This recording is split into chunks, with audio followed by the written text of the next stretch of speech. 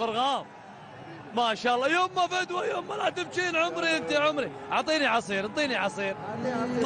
حبيبي انا حبيبي برغام. ايش قاعد تسوي انت؟ ايش قاعد تسوي؟ شنو قاعد تخبل؟ الحمد لله والشكر. هذا كله بدعوات الجماهير ومساندتهم لنا، وان شاء الله القادم يكون افضل. 3 مباريات انت ما شاء الله من الافضل. الحمد لله والشكر، وان شاء الله اطمح للافضل. يعني الله يعين البحرين لعمان.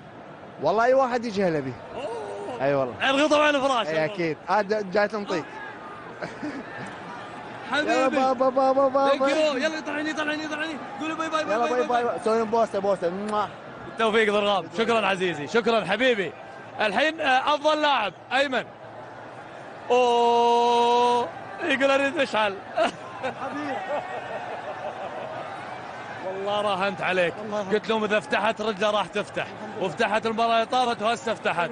حلو يا حبيبي. الف مبروك. الله يحفظك بارك فيك. تستاهل. لا هذه ترفعها. الحمد لله. انت تدري الجمهور اكثر واحد انت مضغوط. الحمد لله والشكر. اكيد يعرفون انه شوف ما اقول لك الكل، لكن الاكثريه يعرفون عند ايمن. الحمد لله والشكر قدرنا نفرح هذا الجمهور اللي حاضر من 8 صباحا، الجمهور البر ايضا، الشعب العراقي هاي فرحته.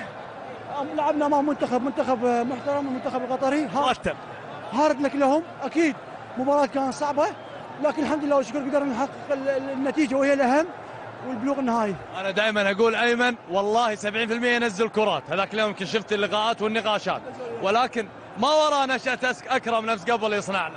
شوف البركه الحمد لله الشباب تطور الان. اكيد الحمد لله وشكر البركه بالموجودين. اكيد المايسترو طبعا تحيه له.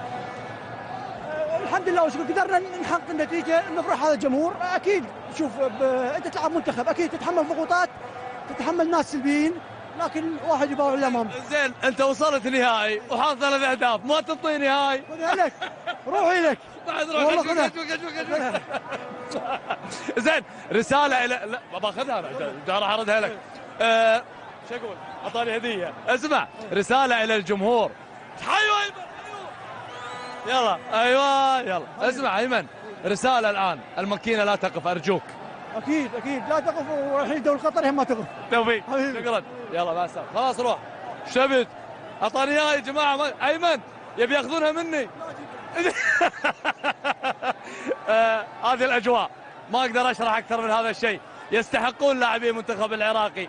دوله بكامل شعبها تستحق هذه الفرحه، واتوقع هي اجمل صافره حصلت لهذا الشعب، ووصول منتخبه للنهائي وباذن الله تكمل. يستاهلون. ارجع لكم.